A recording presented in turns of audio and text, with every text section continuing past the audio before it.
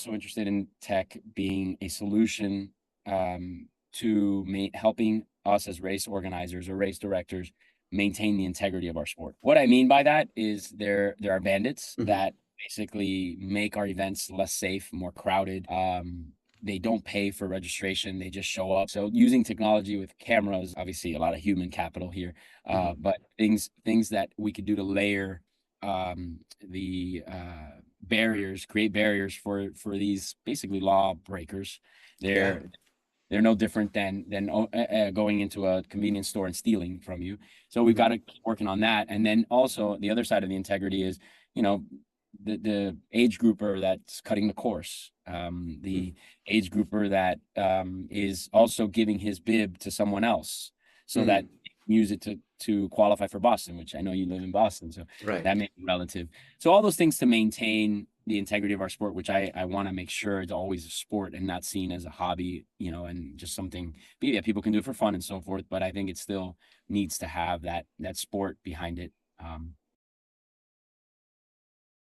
Hey listeners, welcome to Tech in 26.2 Pod. I'm here with Frankie Ruiz, co-founder of Miami Marathon, which is now part of LifeTime.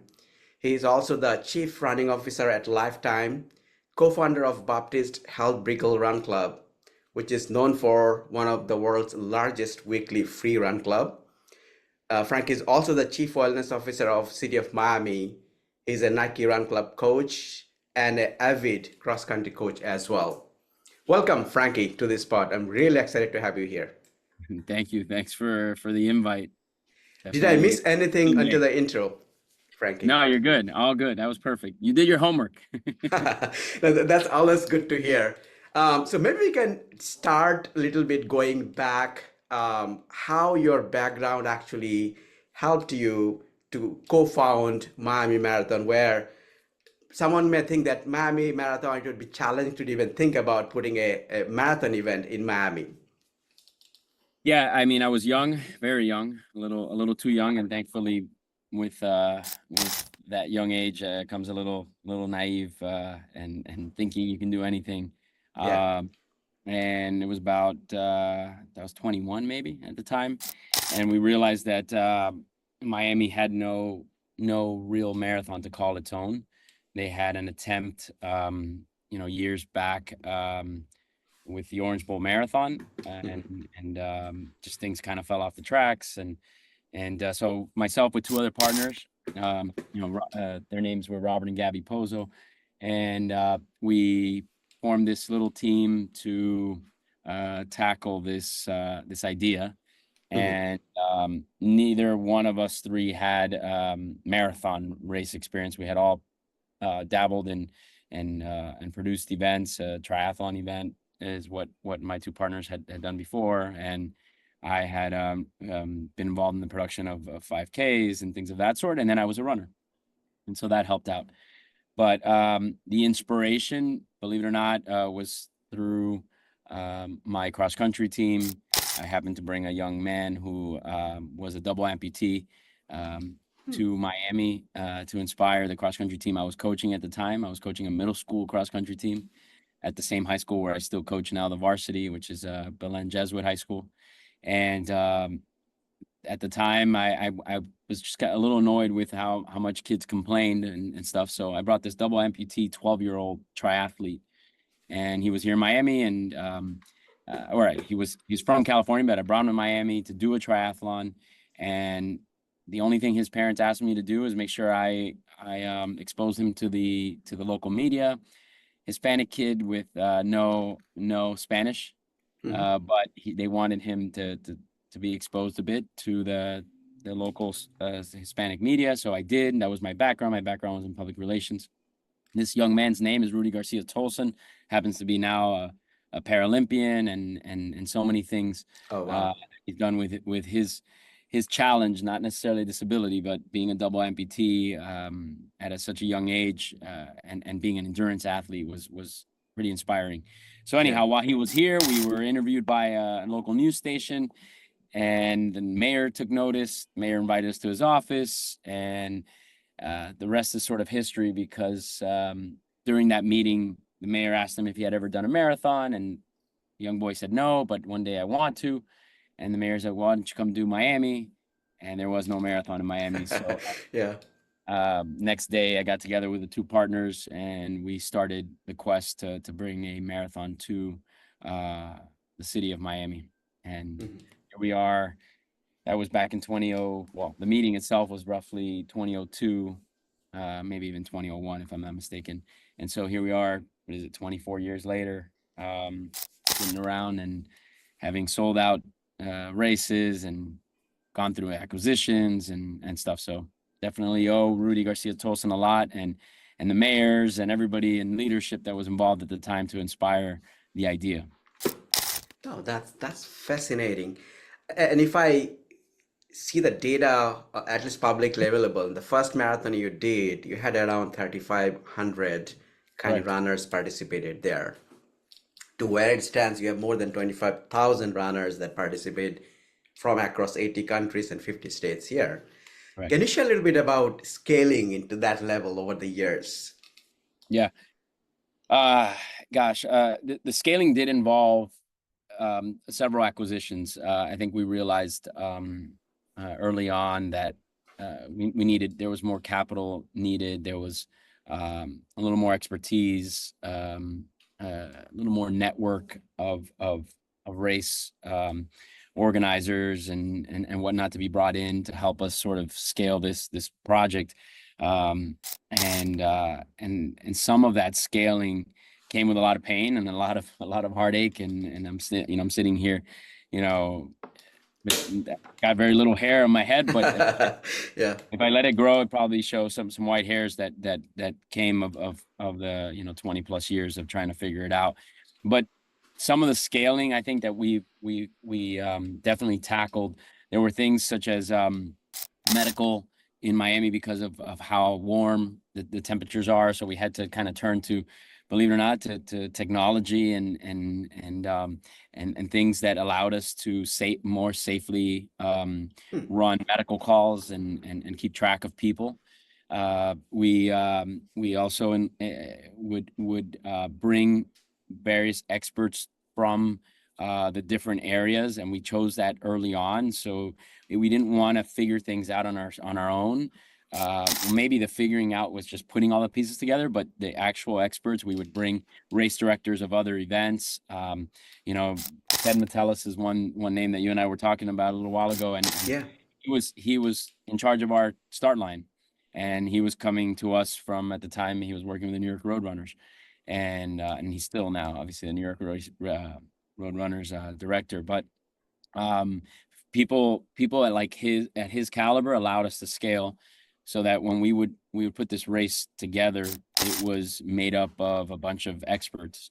Even though we weren't experts, we would bring in years of expertise, Mhm. whether it was from the sport of triathlon or whether it was the sport of biking or on the registration side, we were working with another expert named John Elliott. He runs a website called marathonguide.com. So he was like an early registration processing company, and he did us a big favor early on to help us scale our registration process, because back then we were still using some paper applications. Okay. Yeah, exactly. So I don't think people even know what that is now, but yeah, I mean, all those things kind of combined helped us scale a bit. We also made sure we were taking on a lot of local races, so we scaled our marketing as well, Mhm. to build the running community here in Miami, it was existing, but there wasn't a whole lot of events that were held to a professional level. So we started producing smaller events, turkey trots and 10Ks and things of that sort. So that also helped us kind of keep the grease on the wheels all year long.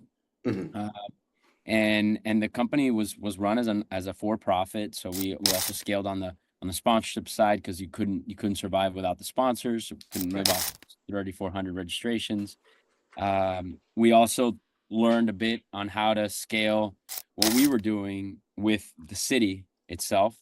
The municipality was not used to, having 300 police officers at an event. So we helped I see. them through that process. Same thing would go for fire rescue. Same thing would go through public works and all the different departments. So I mean, we can be here talking for hours on how we scaled, but those are just some high level, things that we did to figure out how we can scale this event. And then we started to look outside of our market. We went through some acquisitions of other events Oh, okay. throughout the area that allowed us to strategically produce events in places outside of Miami. Oh, wow.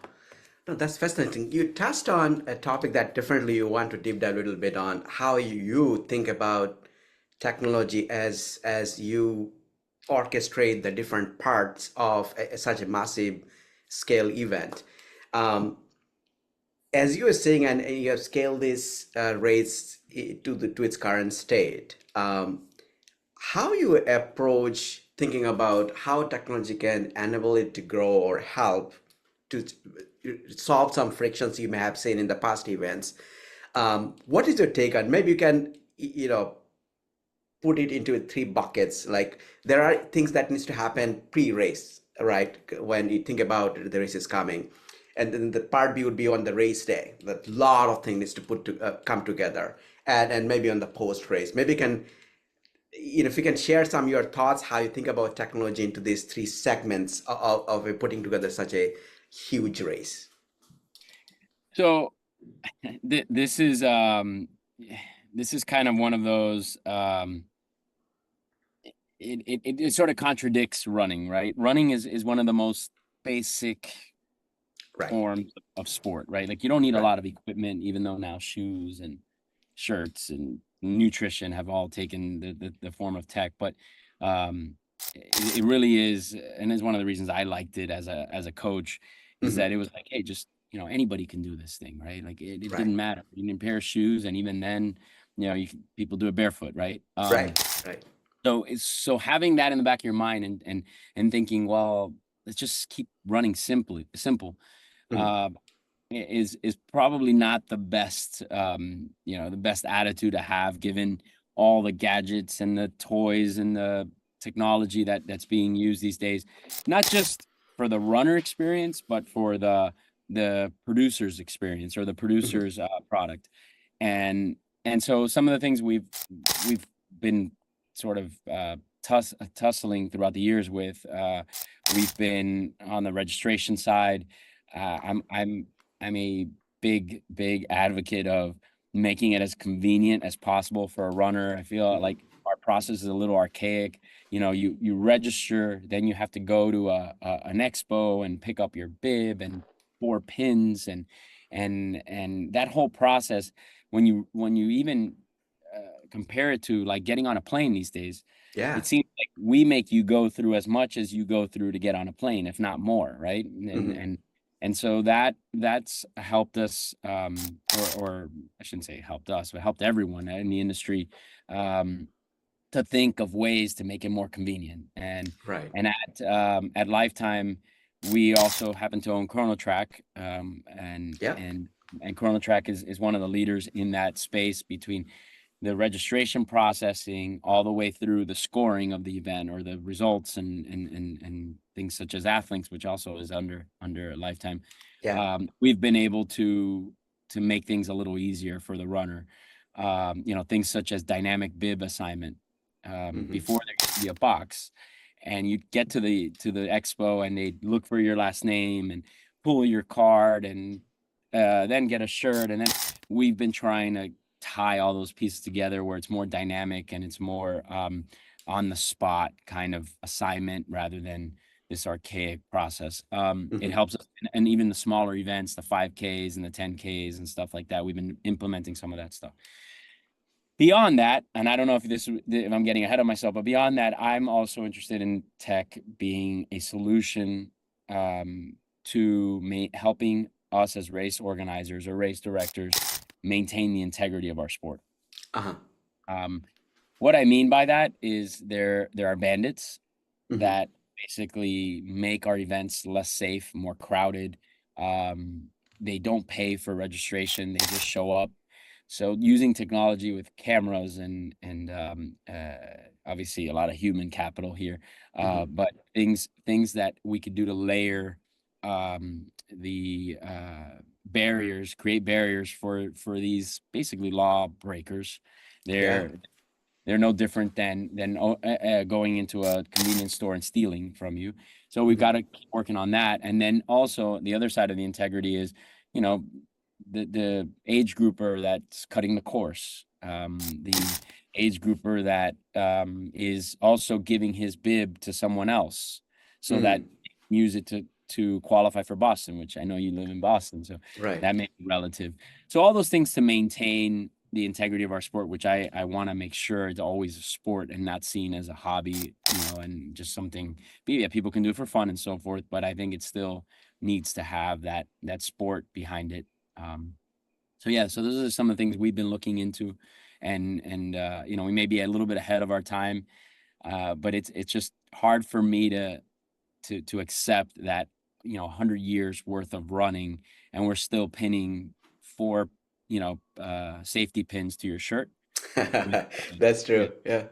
like I just feel like we're ready to keep making some advances in things, and so I've challenged our timers and our providers, and we this year we've been looking into testing some cameras and things of that sort.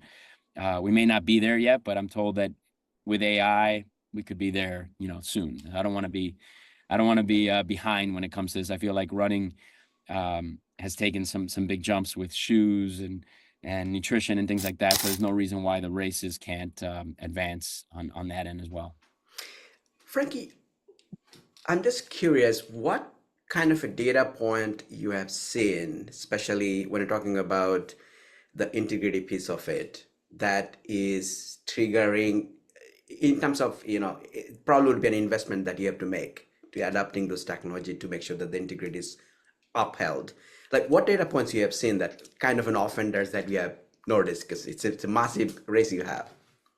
On using bandits as an example, Yeah. I would say when we first started our bandit control program, and what I mean by that is that we've got people assigned through different points in the race to Mhm. actually next to police officers, because Yeah. we do have a permit for the street, so we can ask you to get off the street. I would say that numbers have gone down a bit in terms of the number of bandits that are crossing our finish lines. Uh-huh. Uh, and specifically, if I use our 5K, which is a little more manageable in terms of estimating the overall size of these perpetrators, I Yeah. would say probably about 10% of the field, believe it or not, maybe a little less, about 8% of the field. So 8% of say 3,000 runners. So you have about a couple hundred people that are just not playing by the rules. Hmm. And that's probably applicable to 20,000. So now if you take 8% of 20,000, you have a 1,600, a person issue Hmm. that if left unchecked, it could take a life of its own and create some serious problems. The Mexico City Marathon, as of recent, had an Olympian, if I'm not mistaken. I saw You in the know, news. Yeah. sadly, he was a bandit, and he had a medical issue, and they didn't know who he was because he didn't have a bib number, right? Hmm. Wasn't registered. So I think those are some of the data points. Outside of that, a lot of the feedback we get from the runners on things that trip them up, things that they don't like. So we've reacted to that. We resorted, like something as like registration, for instance. We've resorted to old school technology.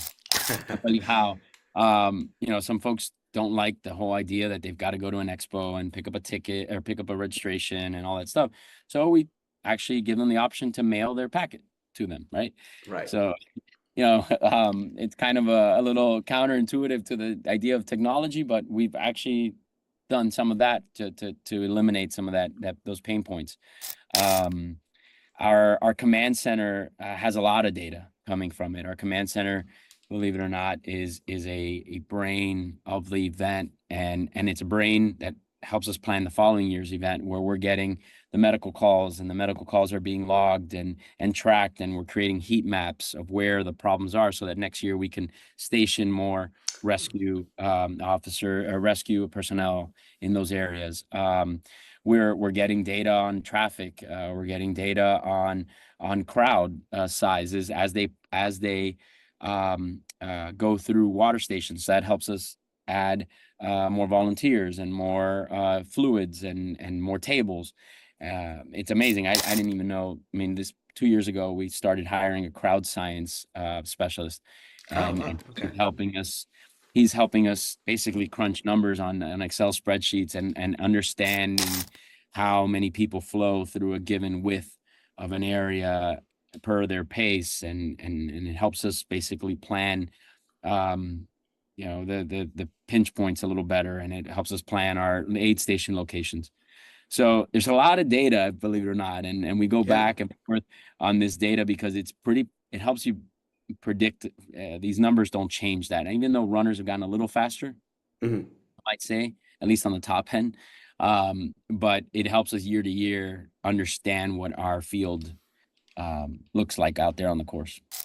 And are this heat map or the crowd data points that you're looking at is real time, or it is more on analyzing the past year's data, It's how usually to the plan past year's data. Yeah, it's past for year's the data. future? It, Okay. it's past Okay. year's data using the RFID mats that are out Hmm. there, the Chronotrack mats I or see. antennas that are out there. These readers are basically logging all this data. They're also checking to make sure that you cross those mats or those points. So it'll pull at the end, hey, Sally didn't really do, the 26.2 miles because these two times just don't add up. There's no way Ah, she ran okay. from here to here in 3 minutes. So that part is used real time, or I should say right after the race. And then the planning uses it, in a year's worth of analyzing the data. The data is only as good as who you have that can actually interpret this data, right? Absolutely. Yeah. Um, we've used it for all sorts of things, but as of recent, we've used it to get ourselves to manage construction constraints on the course.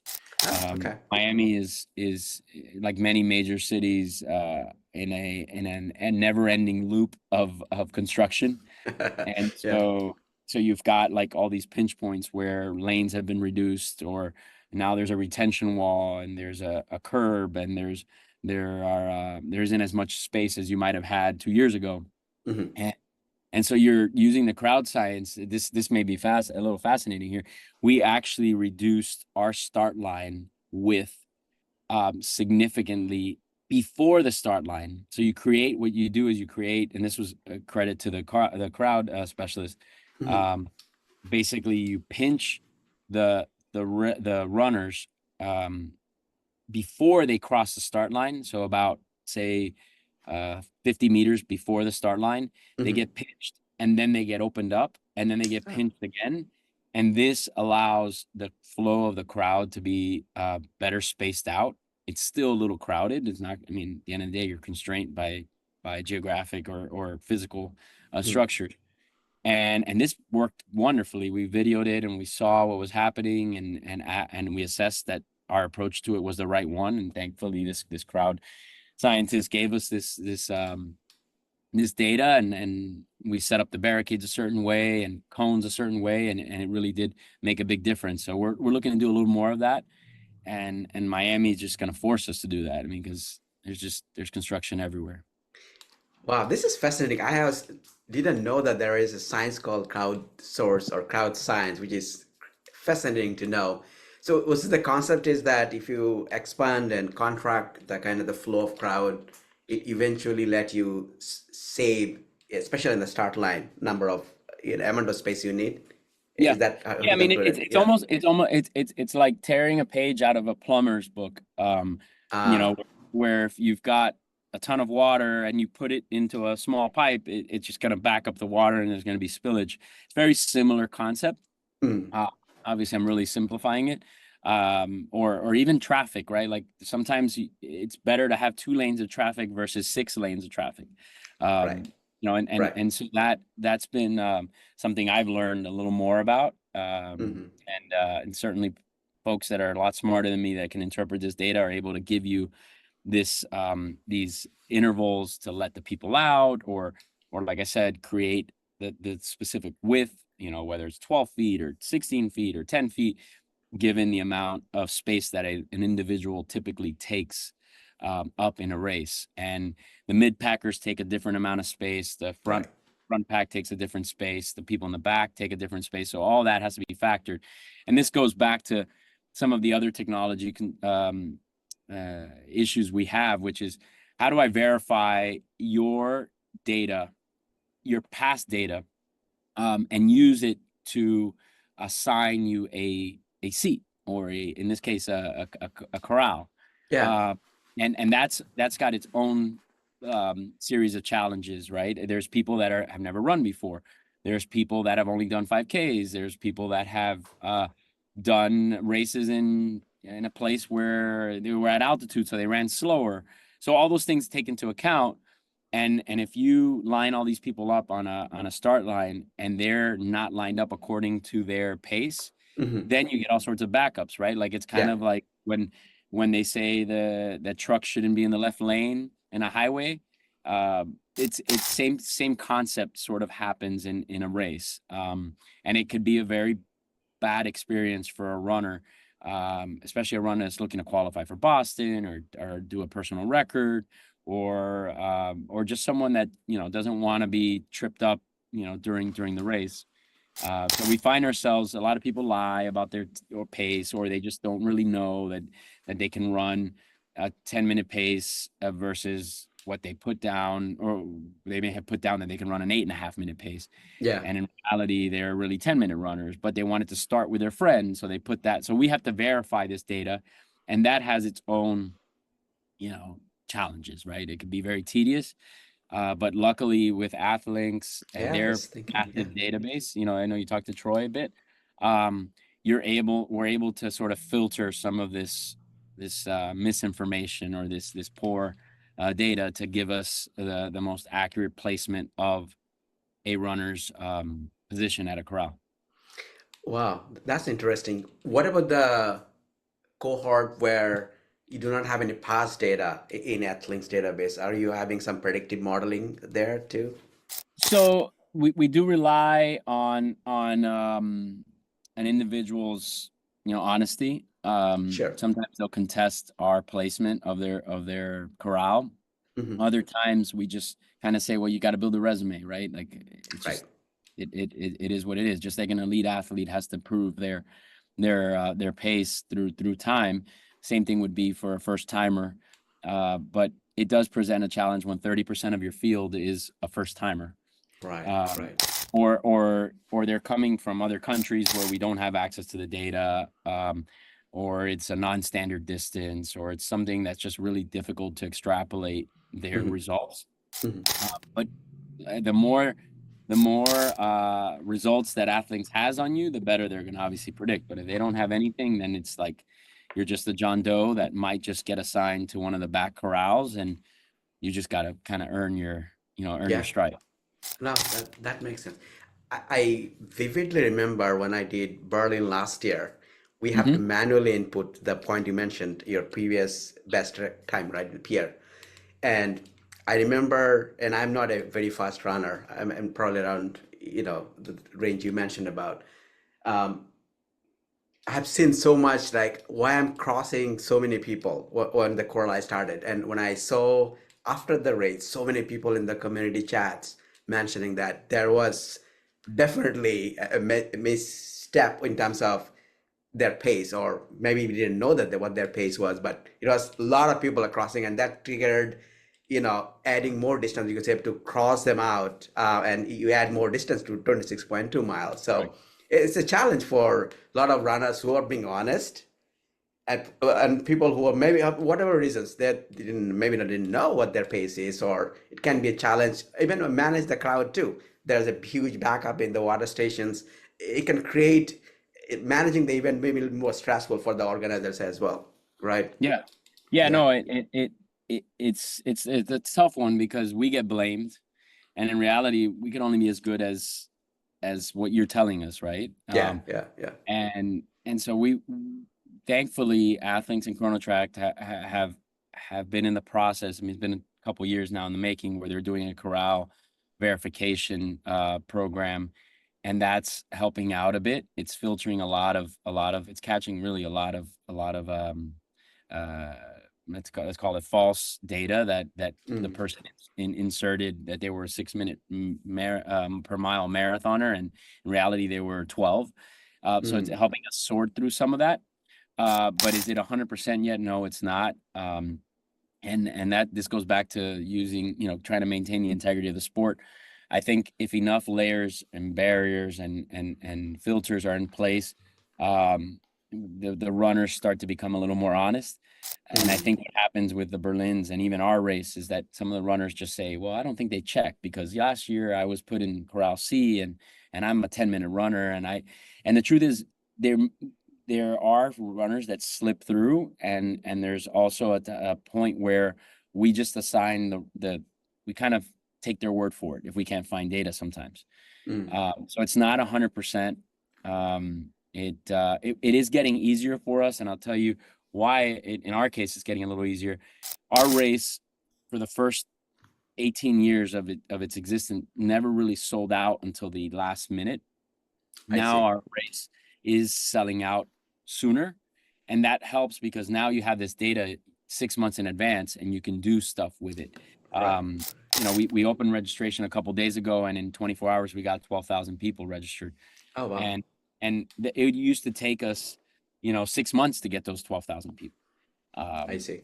now we have them all together, so I can tell our registration coordinators, hey, you guys need to go in and start cleaning this data, and verifying these corral times. So it gives them a little bit more time. They run it through this filter. Then there's going to be the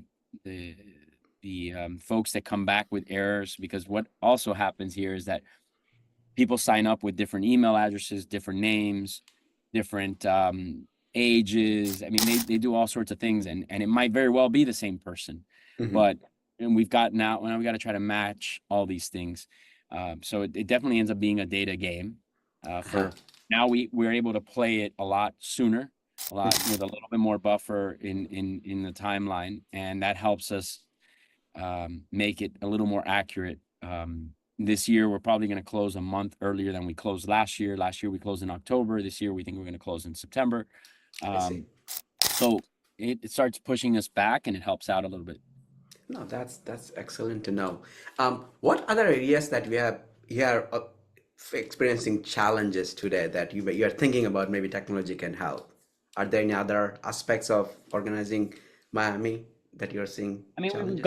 we've gone through some of the big ones. I, you know, I personally would like to see photography be a little more data centric, or a little more accurate. Mm, I hear too much from runners. Hey, I didn't see I couldn't find my photos. So I think that'll tie into this whole integrity piece.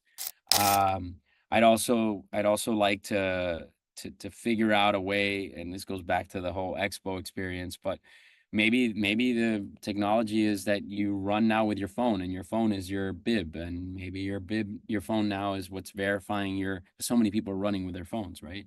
right. um so I think that's some of it. So it goes back to timing.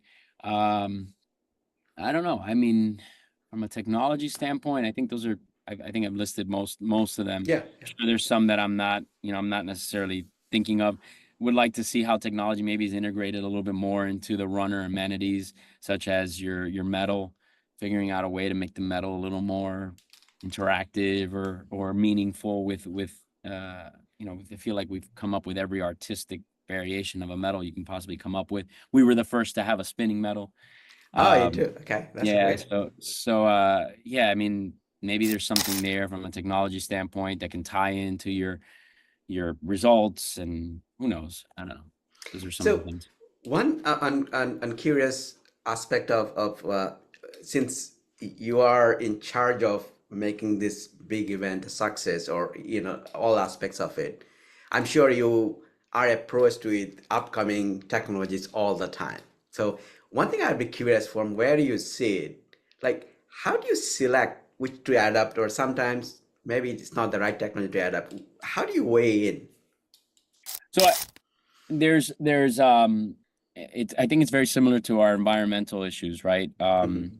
Our sustainability efforts. Not that there's a price to saving the earth, but there's whether it's viable or not, whether Hmm. it's financially viable. And I think we look at it from that perspective. We will set aside some monies to improve certain processes, but at the end of the day, it does come down to making sure that this race is around and this race can pay its Hmm. bill. This race, is operated as a for-profit entity that's part of Lifetime, which is a for-profit, publicly traded company. Yeah. So we have a responsibility there, but we also have, a responsibility to continue innovating and continue to push this seemingly simple sport into, the the boundaries of what's innovation and what's new. So I gotta say most of the decisions get driven by participant feedback and balancing that with finances, right? Is it financially sound for us to pursue some form of improvement in the race that makes sense. May just be sexy, right? It just may be, hey, you know what? Let's do this. This is sexy. For the most part, though, what really should drive it always is this going to make for a better production and runner experience? If it is, then is it something we have in the budget for this upcoming year? We tend to plan our budgets about a year and a half in advance. Hmm. So we're able to, maybe it's a capital expenditure, maybe it's a sponsor that came in and wanted to just make some aspect of the event better. Tracking used to be something that was a big deal, and that was had a lot because it was really expensive to do back then. Hmm. Where a sponsor would come in and say, "Hey, I want to pay for all the runner tracking." So now you put out more mats, so you were able to you push this data out, and friends and family were able to track you during your run. And this now is it's just standard. It's not even Right. like it's not a luxury anymore. Yeah, it is not a wow factor anymore, probably. It's because it's Yeah. expected. Like, okay, if you're on a race, you expect that to happen, right? Um, I want to go a little bit back. On Miami Marathon's journey in terms of selling it to Life Fitness. Life Fitness is a huge organization, as you mentioned a couple of times. Sure. If you had to share about your journey to scale Miami and selling it to Lifetime, and you looked at differently a lot of aspect actually how Life Fitness and its other acquisitions have helped Miami Marathon to where it is today too. I'll be curious your journey to sell it because it's an interesting dynamics to think about selling a race to a company which is wellness and fitness and how you but approach it. Yeah. So look, I'm also going to be honest. I wish I hadn't sold it. Uh, Hmm. and not that I'd go back and do it differently. It's just you can't see the future, and in my mind, in order for the event to grow to where it is, it probably needed to be sold. But I regret selling. I don't know if that makes any sense to folks, but it's just one of those things. You need your baby to go to college, Uh-huh. and but you regret it, right? Like you're like, I wish it could stay around and it could be your baby forever, right? I got two kids and I just think about them going to college and I feel like my race went to college, right? Like it just Yeah. it needed to grow up and luckily I still live here and I can visit it, but it's we went through two acquisitions. The first Oh, okay. acquisition was to a company called US Road Sports. I stayed on as an owner back then, and that company was not in the event production business, but they were well funded, and it was basically a an investment group, and what they did is they acquired a number of these events. Um, Chicago Half Marathon, back then the Georgia Marathon, a number of triathlons, 5Ks, smaller events, and they bought our whole portfolio. I stayed on as a partner, and about 5 to 6 years after that acquisition, I sold my entire shares to Lifetime, Hmm. and Lifetime bought everything that US Road Sports owned, and they merged it with what they already owned. But it just so happens to be that the Miami Marathon was the largest thing now that they owned. So I see. I took a chance and encouraged the sale of our event to Lifetime, even though Lifetime had never produced anything as large, but they were doing pretty well. Publicly traded company, 100 plus at the time, 100 plus health clubs around the country. Now they've become one of the largest operators of not just events, but um uh their core business, which is clubs, health clubs. Hmm. And and so anyhow, that transition, we went through several models where they tried to sort of nationalize roles, and they went through models where well, we're going to have one director that's in charge of several geographic areas, and then we're going to have a marketing department sitting over here. And I think what was most the biggest learning I took from what business we're involved in, this is a local asset. This is a localized asset. You can't produce the Miami Marathon in Bogota, right? You can't pick up the race and move it to Orlando. It's the Miami Marathon.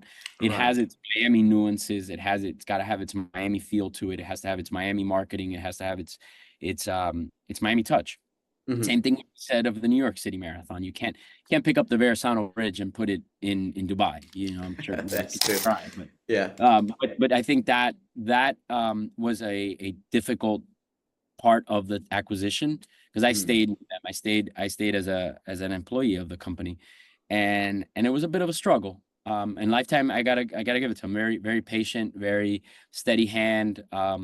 You know, nothing too dramatic or too drastic of change, but some of these changes we'd realize, all right, you can't have a marketing director sitting, you know, in Minneapolis or somewhere in the country that didn't understand Miami.